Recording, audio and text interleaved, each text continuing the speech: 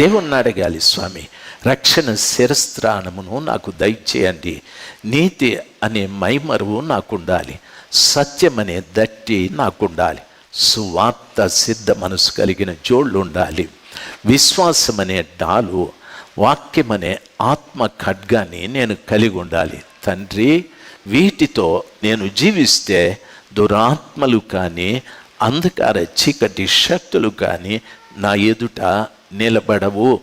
ఈ ఆయుధాలు దేవుని సర్వాంగ కవచములు. హల్లెలూయా. దేవుని నా రీతిగా అడగాలి.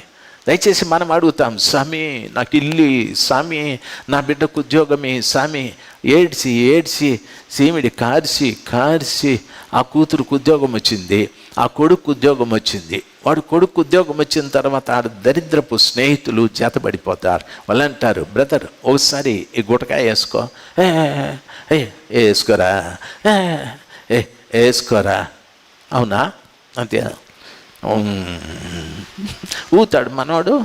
దయచేసి గమనించాల్సి, 1, 2, 3 సార్లు ఎదిరించగలవు కానీ జీవితం అంతా ఎదిరించలేవు. లోకం వానిది, సాతానుంది లోకం.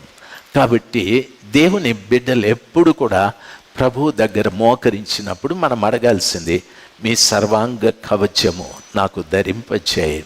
భర్తకు కూడా భార్యకు కూడా ఎన్నో చెడ్డ ఆలోచనలు. మొగుడు బయటికి వెళ్తూ ఉంటే పెనలామంటుంది, యాటికి పోయేది జఫన్యా అని అంటుంది. యాటికని చెప్పేదా, నువ్వు ఏంది ఎప్పుడు ఆయన యాటికి పోతాను నేను, ఏం చెప్పిపో అని ఆన్నే పెంట అయిపోతుంది. దయచేసి రచ్చ అయిపోతారు. దేవుని పిల్లలు మీరు సర్వాంగ కవచం ఉంటే వెళ్తారా? వెళ్ళండి, నిలబడు, ప్రార్థన చేసి పంపుతానని చెప్పి పంపిస్తారు. దేవుని సర్వాంగ కవచం ఉంటే మీకు అర్థమవుతా ఉందా? మీకు అర్థమవుతా ఉందా? ఈ రోజుకి దేవుణ్ణి అడగండి, క్షమించండి ప్రభా, పొరపాటు చేసినా ఇంకొచ్చే ఏడాది